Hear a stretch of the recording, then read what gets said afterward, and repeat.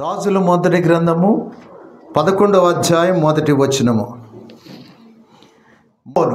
ఈ భూమి మీద చాలా జ్ఞానము కలిగినటువంటి రాజు ఎవరు అనంటే ఆయన సొలొమోను. ఆయన చాలా ఐశ్వర్యము కలిగిన వాడు, చాలా పేరు ప్రఖ్యాతులు కలిగిన వాడు. ఆయన మాటలు వినటానికి ప్రపంచంలో ఉన్న వారందరూ కూడా వచ్చేవాళ్ళట. ఆయన మాటలు వినటానికి వచ్చేటప్పుడు చాలా బహుమానాలు తీసుకొని వచ్చేవారు. చూడండి, ఆ మాట ఉంది 10వ అధ్యాయం 24వ వచనాన్ని చూడండి. 23వ వచనం. ఈ ప్రకారము రాజైన సొలొమోను ధనము చేతను జ్ఞానము చేతను భూపతులందరిలో అధికుడై ఉండెను. అతని హృదయమందు దేవుడు ఉంచిన జ్ఞానవాక్కులను వినుటకై లోకులందరూ అతన్ని చూడగోరేరి. కింద కూడా చదవండి. ఏర్పాటైన ప్రతి మనిషి వెండి వస్తువులు గాని, బంగారు వస్తువులు గాని, వస్త్రములు గాని, యుద్ధాయుధములు గాని, గంధవర్గములు కాని, గుర్రములు కాని, కంచెల గాడిదలు కాని తన వంతు చొప్పున కట్నములు ఏటేటా తీసుకొని వచ్చి చూడెను. చూసారా, తన వంతు చొప్పున కట్నములను ఏటేటా తీసుకొని వచ్చి చూడండి. వీళ్ళందరూ కూడా ఈ రాజుగారి యొక్క మాటలు వినటానికి చాలా దూర ప్రాంతం నుంచి లోకులందరూ, అంటే టోటల్గా వరల్డ్ అంతా కూడా, ప్రపంచం అంతా కూడా ఈ సొలొమోను రాజు మాటలు వినటానికి వచ్చేవాళ్ళు. సొలొమోను జ్ఞానం ఏం చేసిందట? ప్రపంచమంతా కూడా ప్రభావితం చేసింది. ప్రపంచంలో ఉన్న మేధావులను ప్రభావితం చేసింది. ప్రపంచంలో ఉన్న చక్రవర్తులను ప్రభావితం చేసింది. ప్రపంచంలో ఉన్నటువంటి ధనికులను ప్రభావితం చేసింది. ప్రపంచంలో ఉన్న సామంత రాజులను ప్రభావితం చేసింది. ఆయన సామ్రాజ్యంలో ఉన్న రాజులను ప్రభావితం చేసింది. అంటే ఎంత జ్ఞానం ఉంది ఆయన దగ్గర కదండి. ఆ జ్ఞానం ఎవరిచ్చారు?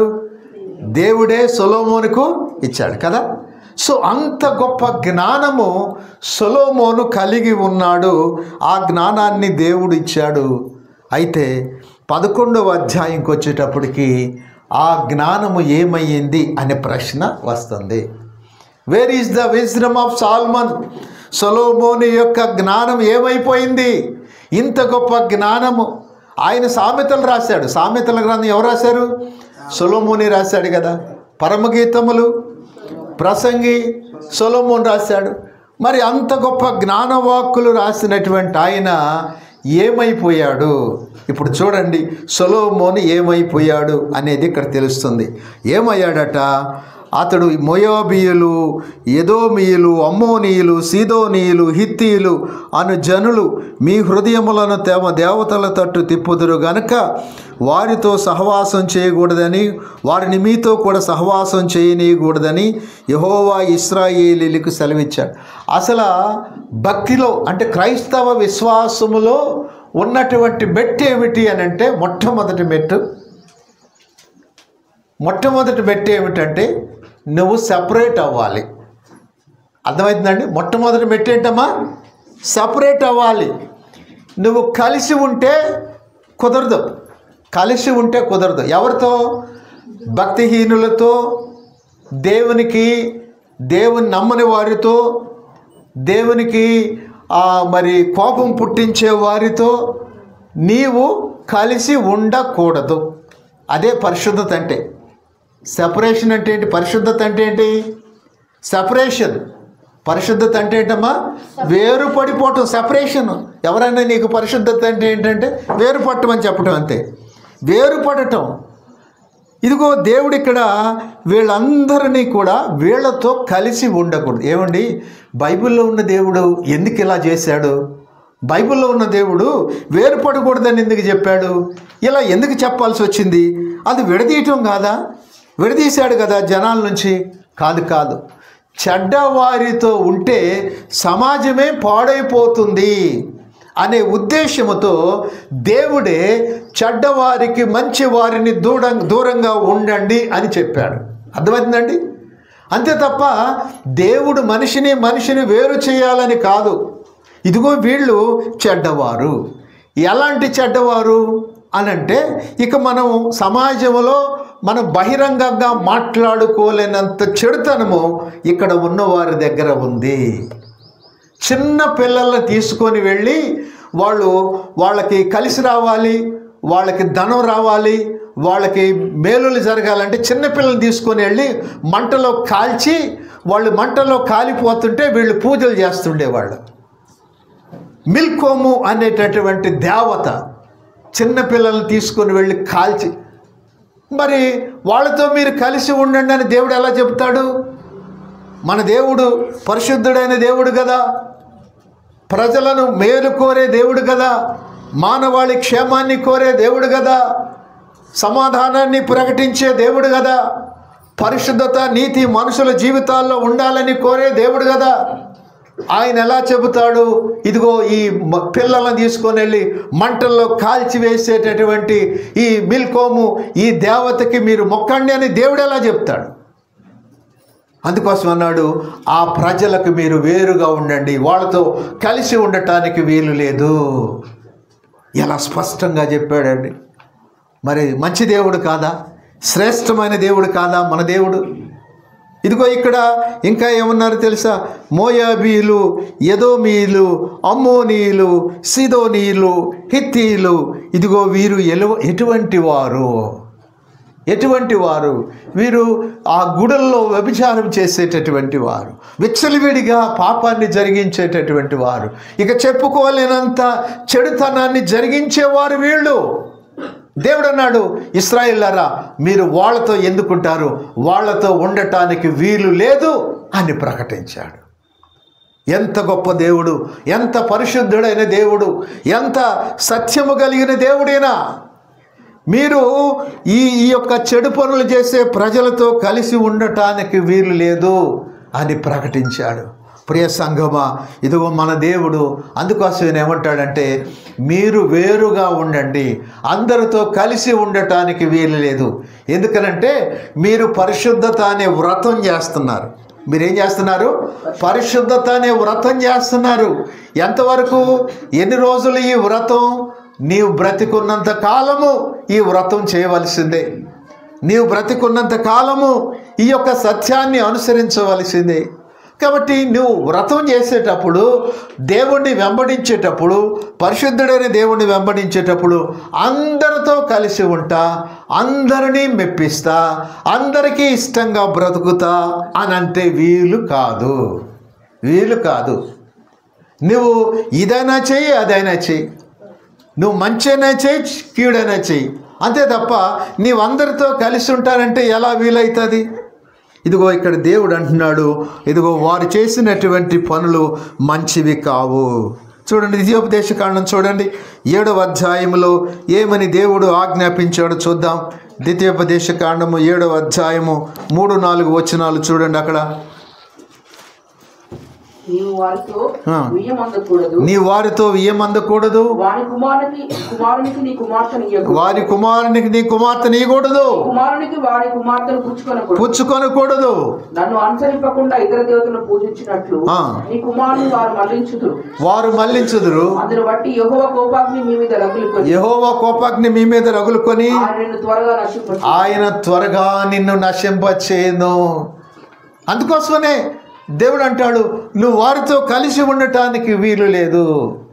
ఒకవేళ వాళ్ళు మంచిగా ఉన్నా, వాళ్ళు మౌనంగా ఉండి చెడు వాళ్ళు నీతో పాటు ఉన్నా నువ్వు ఉండటానికి వీలు లేదు కదా. చాలామంది ఏమంటారంటే, అయ్యా నీడ వచ్చింది, బాగా ఎండ తగులుతుంది కదా, నీడొచ్చిందని నీడ కిందకి వెళ్ళకోకు, అది పాము పడగ విప్పిన నీడ, ఎప్పుడైనా ప్రమాదమే కదా.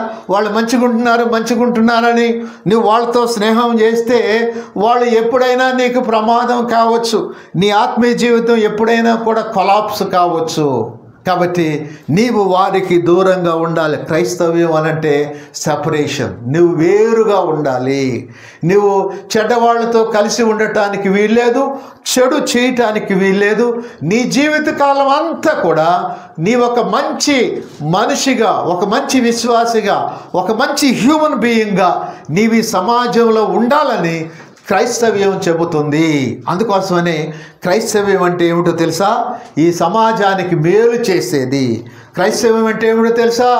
ఈ సమాజాన్ని బాగు చేసేది క్రైస్తవ్యం అంటే. ఇదిగో అందుకోసం ఇక్కడ అంటాడు, ఓ సొలొమోను, నువ్వేం చేస్తున్నావు? నీకు ఇచ్చిన జ్ఞానం ఏమైపోయింది? నీకు ఇచ్చినటువంటి గొప్ప పేరు ప్రఖ్యాతులు ఏమైపోయాయి? నీకు ఇచ్చిన పెద్దరికం ఏమైపోయింది? నీకు ఇచ్చిన రాజరికం ఏమైపోయింది? నీకు ఇచ్చినటువంటి సంపదలు ఏమైపోయాయి? ఇక్కడ చూడండి, ఇక్కడ ఏమంటున్నారు? రాజైన సొలొమోను ఫరో కుమార్తెను గాక. చూసారా? ఫరో కుమార్తెను గాక. గాక అన్నాడంటే ఏంటి? ఇంకా ఉందన్నమాట. ఇంకా అయ్యగారు ఇంకా చాలా పనులు చేశారు. ఏమేం చేశారట? చదవండి. ఫరో కుమార్తెను గాక ఆ జనుల్లో ఇంకా అనేక మంది పరస్త్రీలను మోహించి. చూసారా ఎలాంటి పని చేశాడు సొలొమోను గారు? అనేక మంది కామాతురత గలవాడై వారిని అబ్బాయి మరీ కొట్టినట్టుంది కదా ఈ మాట. మరీ కొట్టినట్టే ఉంది నేరుగా ముఖంతో. ఎందుకనంటే బైబిల్లో చాలామంది పలాని తప్పు ఉంది, పలాని వాళ్ళు వ్యభిచారం చేశారు, పలాని వాళ్ళు మోసం చేశారని రాసి ఉంది అంటారు. ఎందుకనంటే బైబిల్ నిర్మోహమాటంగా మాట్లాడేది, ఎవరికి కూడా ఫేవర్గా మాట్లాడదు.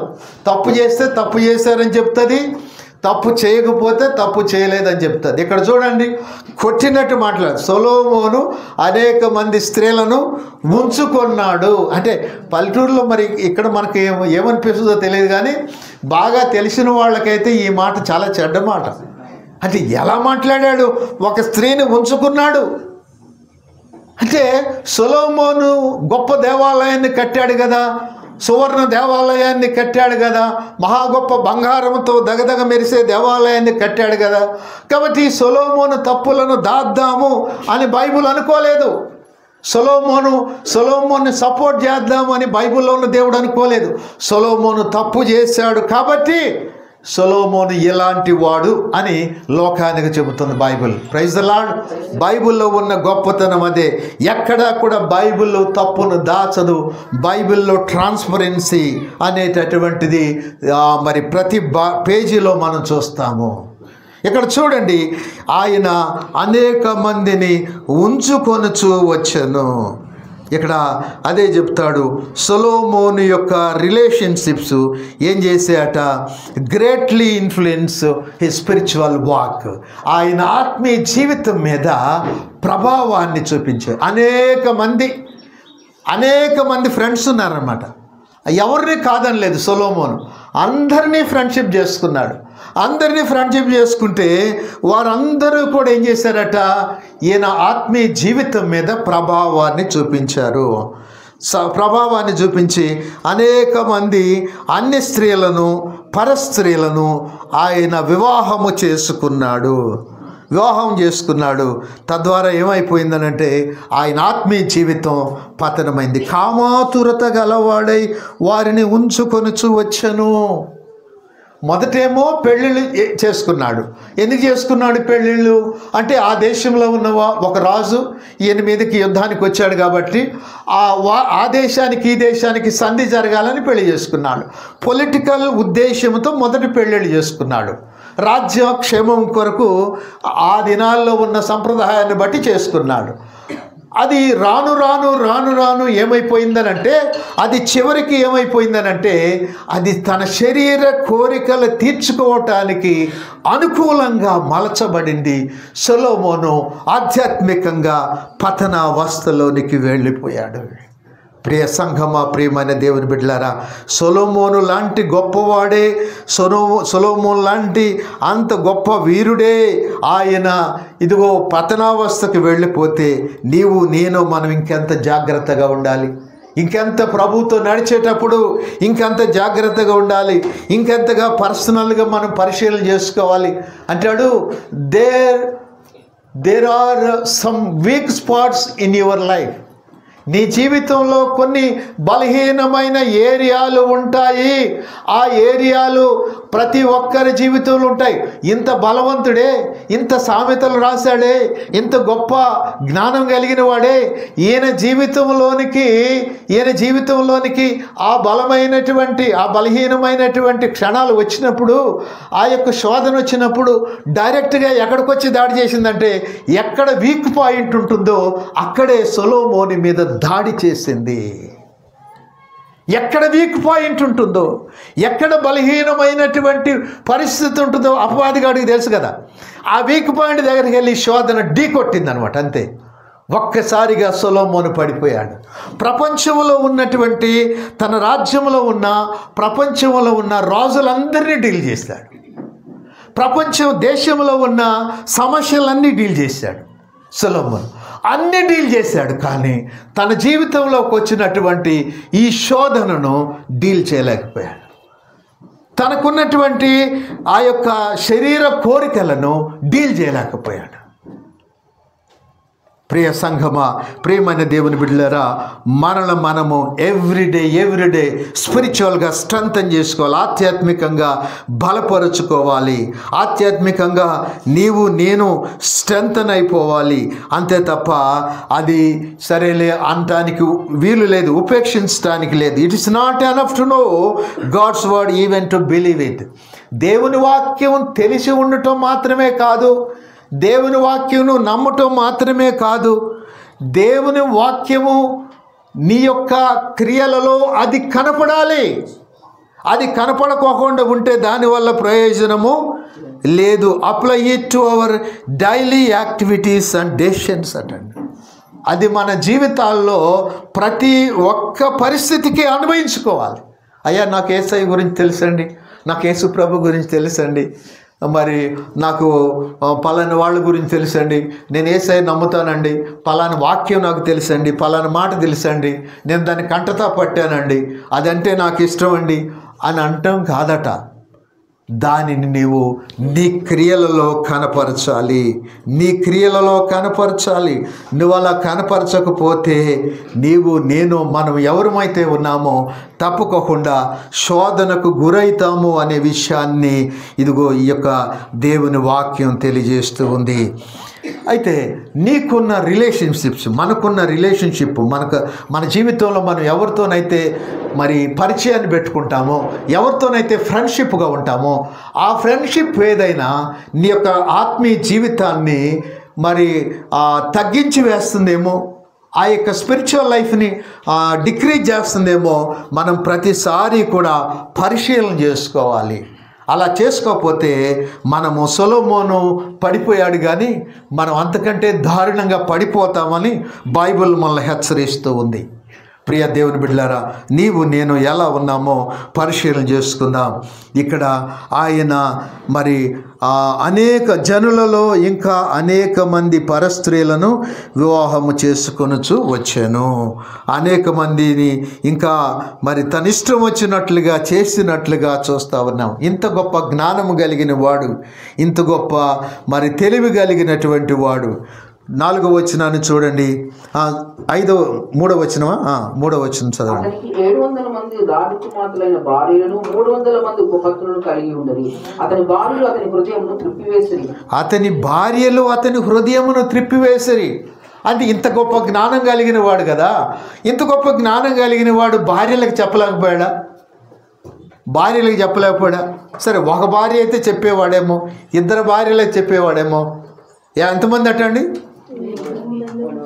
700 మంది భార్యలు, 300 అంటే ఎంతమంది ఉన్నారు? 1000 మంది భార్యలు సొలొమోను గారికి. ప్రియ దేవుని బిడ్డలారా, మీరు ఆలోచించండి. అంటే 1000 మంది భార్యలు అంటే పర్లేదేమో, బైబిల్ మరి అనేక మందిని పెళ్లి చేసుకోవాలని చెప్తుందేమో అంటానికి లేదు. దేవుడు ప్రారంభంలో పెట్టింది ఆదాము అవ్వ, అంతే. ఒక పురుషుడు ఒక స్త్రీ, అంతే పెట్టాడు నియమం. దాన్ని దాటినటువంటి ప్రతి మానవుడు కూడా త్వరగా ఈ భూమిని వదిలేసి వెళ్ళిపోయాడు. సొలొమోను ఇంత ప్రపంచాన్ని పాలించాడు కదా, ఇంత మహా గొప్ప మేధావిగా ఉన్నాడు, ప్రపంచ చక్రవర్తులందరూ విస్మయము పొందినంత గొప్పవాడిగా ఉన్నాడు. ఎంతకాలం బ్రతికాడంటారు? 60 సంవత్సరాలు బ్రతికాడంతే. 60 years బ్రతికాడు. అంత గొప్ప రాజు, అన్ని సౌకర్యాలు ఉన్నాయి. ఆ దినాలలో క్రీస్తు పూర్వం జరిగిన సంఘటన. ఎంతకాలం బ్రతకాలి? అటువంటి వాడి కారణం ఏమిటో తెలుసా? విచ్చలవిడిగా తన శరీరాన్ని వాడాడు, విచ్చలవిడిగా జీవించాడు, దేవుడు చెప్పని దాన్ని చేశాడు, దేవునికి ఇష్టమైన దాన్ని చేశాడు. అందుకోసమని తన జీవితంలో త్వరగా ముగించి వెళ్ళిపోయాడు అంటాడు. 700 మంది. ఈ పరమగీతములు చూడండి, 6వ అధ్యాయం 8వ వచనం చూడండి. అక్కడేం చెప్తున్నారు? పరమగీతములు, సాంగ్ ఆఫ్ సాల్మన్. అక్కడ చూడండి ఏం చెప్తున్నారు. 6:8 చూడండి. అక్కడ ఉందమ్మా. 60 మంది రాణులను, 8 మంది ఉపపత్నులను, లెక్కకు మించిన కన్యకులను కలరు. 60 మంది రాణులను, 8 మంది ఉపపత్నులు. 80 మంది ఉపపత్నులు. ఒకవేళ ఇలా కొనుక్కుందాం, ఒకవేళ 700 మంది అన్నారు కదా, 300 మంది ఉపపత్నులు, 1000 మంది. సరే, 60 మంది 80 మంది వేసుకున్నా కూడా ఎంతమంది?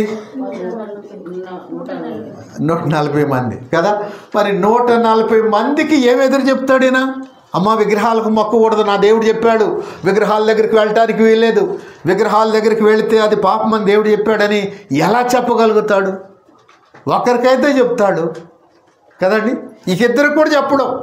బైబిల్ అలా చెప్పట్లే. ఒకరికైతే చెప్పాడు, ఇకిద్దరికైనా చెప్పగలిగి ఉండేవాడు అంటే ఏంటి? ఇంకిద్దరినైనా చేసుకోమని అర్థం. అలా కాదు, ఒకరికైతే చెప్పగలిగి ఉండేవాడే. Praise the Lord. అంతే, నియమం అంతే. నువ్వు దాన్ని దాటి నువ్వు వెళ్ళావు అని అంటే నువ్వు ఎన్ని చేసినా. ప్రియ దేవుని బిడ్డలారా, దేవుని చిత్తానికి వ్యతిరేకంగా ఎంతమంది అంటే ఎలాంటి గొప్పవాడు వెళ్ళినా కూడా వినాశనం వస్తుందని బైబిల్ చెబుతుంది.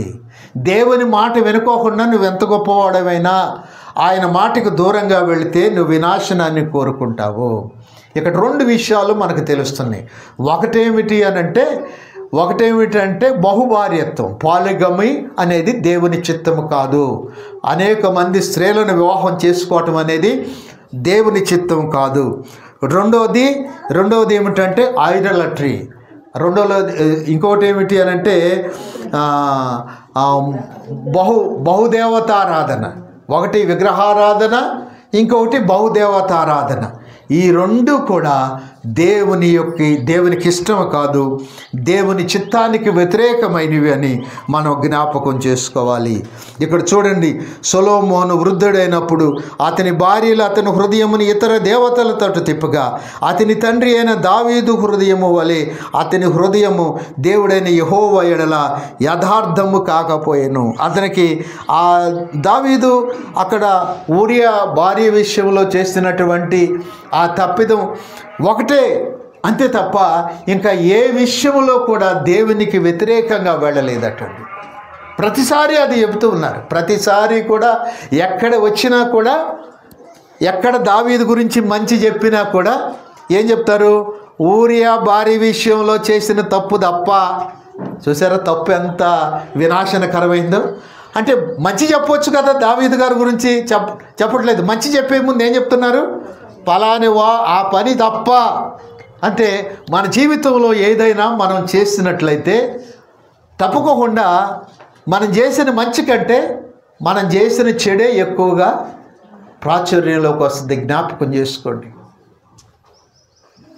భార్య భర్త, ఇదిగో ఈ ఇంతమంది భార్యలంటే ఎంతమందికి తన ప్రేమను పంచుతాడండి? అందుకోసమే ఇంత వినాశనమైనటువంటి ఫలితాలను తీసుకున్నాడు. ఇంత వినాశనం. ఇక్కడ చూడండి, ఆ తర్వాత అంటాడు, సొలొమోను అస్తారోతు అను సీదోనీయుల దేవతను, మిల్కోమోను అమ్మోనీయుల హేయమైన దేవతను అనుసరించి నడిచెను. ఇంత గొప్ప జ్ఞానము కలిగిన వాడు, ఇంత గొప్ప మరి సంపదలు కలిగిన వాడు, ఇంత గొప్ప ఐశ్వర్యాన్ని కలిగినటువంటి సొలొమోను ఏమైపోయాడట? ఆయన ఏమైపోయాడండి? వృద్ధుడైనప్పుడు తర్వాత అస్తారోతు దేవతలను కదా. అయితే ఇవన్నీ కూడా సొలొమోను ఆత్మీయ పతనానికి దారి చేసినవి, ఆత్మీయ పతనానికి దారి తీసినవి. ఇక్కడ అదే చెప్తూ ఉన్నాడు, హేయమైన దేవతను అనుసరించి నడిచెను. అంటే మొట్టమొదటిగా ఏం చేశాడంటే, వాళ్ళు ఎవరైనా పూజ చేస్తుంటే, సరే మీరు వెళ్ళి, నేనైతే పూజకు రాను, మీరు వెళ్ళి పూజలు చేసుకోండి అన్నాడు.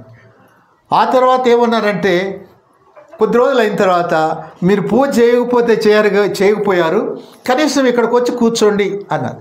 సరే ఆడికెళ్ళి కూర్చున్నాడు, పూజ చేయలే. ఇక తర్వాత ఏమైంది, సరే మీరు పూజ చేస్తున్నారు కదా, నేనెందుకు చేయకూడదు, కాబట్టి నేను కూడా చేస్తాను. ఇక్కడ అదే నడిచెను అనే మాట అదే చెప్తుంది. అనుసరించి నడిచెను, అనుసరించేశాడు. ఇక వద్దులే అనుకున్నాడు, ఇక ఎలాగైనా పర్వాలేదు అనుకున్నాడు, వెళ్ళిపోయాడు. ఆయన అనుసరించి నడిచినట్లుగా మనం చూస్తున్నాము. తన జీవితంలో Ashtaroth was the goddess that symbolized reproductive power, a mistress of the god of Baal. బయలు దేవతకు ఈమె ఎవరట, ఒక భార్యగా ఉంది. Molech, national god of the Ammonite, was called detestable practice, rites including child sacrifice. కదండి, పిల్లలను బలిచ్చేటటువంటిది. ఈ దేవతలందరికీ కూడా ఇంత గొప్ప జ్ఞానం కలిగిన సొలొమోను వెళ్ళి ఈయన కూడా ప్రార్థన చేస్తున్నాడు. ఎలాంటి వాళ్ళు అనుకోవాలా, ఎలాంటి వారు. ఒకసారట ఎవరంటే పర్షియా చక్రవర్తి కోరేష్ అట ఒకసారి ఇతర దేశం మీదకి వెళ్ళాడు.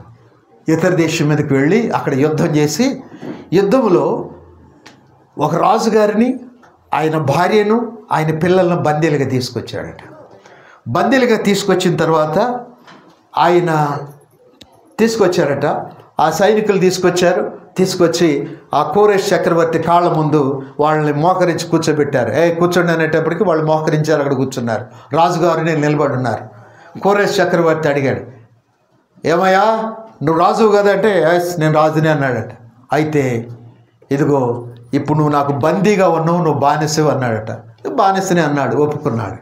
అప్పుడు ఆయన అన్నాడట, నేను మిమ్మల్ని వదిలేస్తే నాకు లాభం ఏంటయ్యా, మిమ్మల్ని వదిలేస్తాను, ఏంటి నాకు లాభం ఏంటి అని కోరేష్ చక్రవర్తి ఆ బానిసగా బందీగా ఉన్న రాజుని అడిగాడు. రాజా, నీవు నన్ను వదిలేస్తే నా ఆస్తిలో సగభాగం నీకు ఇచ్చేస్తాను అన్నాడట. ఓకే సరే, నీ ఆస్తిలో సగం నాకు ఇస్తావు కదా, మంచిదే. సరే, నేను నీ పిల్లల్ని వదిలేస్తాను, అప్పుడు నువ్వు నాకు ఎంత ఇస్తావు అన్నాడట.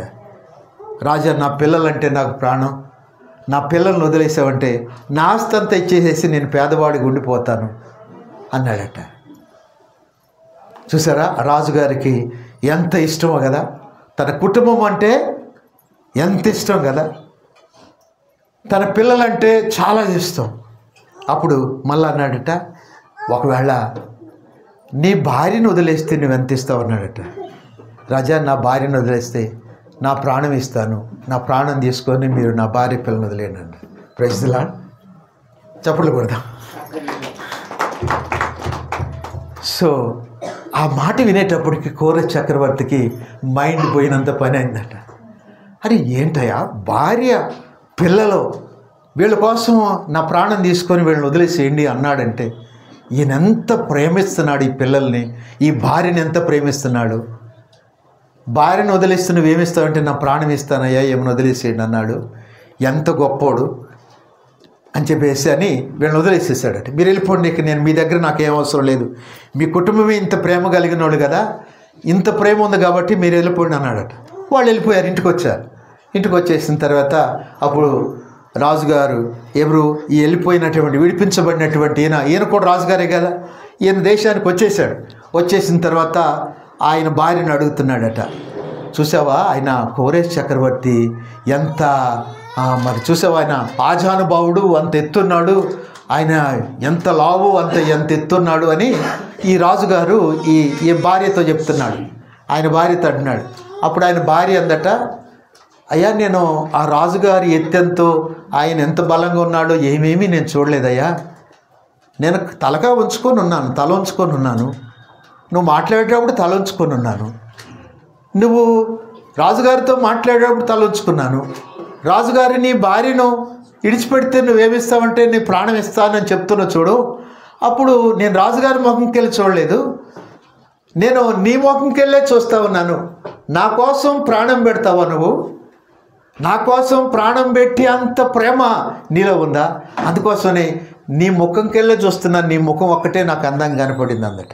ప్రైజ్లా చప్పట్లు కూడా కదండి. ప్రియ దేవుని బిడ్డలారా, మరి భార్య భర్త అనంటే ఆ ఉదాహరణ ఎంత శ్రేష్టంగా కనపడుతుంది కదండి. ఇదిగో ఈయన ఒక భార్య కాదటండి, ఎంతమంది? ఇదిగో ఇక్కడ అన్నాడు. మరి ఒకవేళ ఇదిగో సొలొమోను చూడండి, ఇక్కడ 6వ వచనాన్ని చదవండి. ఈ ప్రకారము సొలొమోను యెహోవా దృష్టికి చెడు నడత నడిచి తన తండ్రి అయిన దావీదు అనుసరించినట్లు యథార్థ హృదయంతో యెహోవాను అనుసరింపలేదు. చెడు నడత నడిచి తన తండ్రి అనుసరించినట్లుగా మరి మంచి ప్రవర్తనతో అనుసరించలేదు. ఆయన ఏమాత్రం కూడా మంచివాడిగా లేడు. కారణం ఏమిటి? ఎందుకింత చెడ్డవాడైపోయాడు? ఒక మనిషి అంతవరకు మంచిగా ఉన్నాడు, పెళ్ళి కానంతవరకు కొడుకు చాలా మంచిగానే ఉన్నాడు. పెళ్ళి అయిన తర్వాత కొడుకు మారిపోయాడు అంటది తల్లి. నా కొడుకు మారిపోయాడు అంటది తల్లి కదా. అంతవరకు బాగానే ఉన్నాడు, ఏమైపోయాడు? సొలొమోను అంతవరకు బాగానే ఉన్నాడు. ఎప్పుడైతే పెళ్ళిళ్ళు చేసుకున్నాడో, 1000 మంది పెళ్ళిళ్ళు చేసుకున్నాడు, మారిపోయాడు. ఆత్మీయ తండ్రి అయిన దేవుడికి వ్యతిరేకంగా మొదలుపెట్టడం అంటే ప్రవర్తించడం మొదలుపెట్టాడు. అంటే ఎప్పుడైతే మానవ హృదయంలోనికి పాపం వస్తుందో, మానవ హృదయంలోనికి విగ్రహం వస్తుందో, మానవ హృదయంలోనికి దేవుని స్థానాన్ని ఆక్రమించుకునే ఒక విగ్రహం వచ్చి కూర్చుంటుందో, మనిషి వికృత రూపాన్ని ధరిస్తాడు. ఐడలట్రీ, విగ్రహారాధన ఏం చేసిందో తెలుసా? దేవునికి వ్యతిరేకంగా వెళ్ళేటట్టు సొలొమోన్ని సిద్ధం చేసేసింది. అక్కడున్న చీకటి శక్తులు, ఆ విగ్రహాల్లో ఉన్న చీకటి శక్తులు, అక్కడ ఉన్నటువంటి భయంకరమైనటువంటి పరిస్థితులు అన్నీ సొలొమోను యొక్క అంతరంగాన్ని, లోపల ఉన్న స్వభావాన్ని మార్చివేశాయి. సొలొమోను దేవునికి పూర్తిగా దూరం అయిపోయాడు. వాళ్ళ నాన్న గుర్తు రావట్లేదు, వాళ్ళ సంబంధికులు ఎవరు కూడా సొలొమోనుకు గుర్తు రావటం లేదు. ఎందుకో తెలుసా?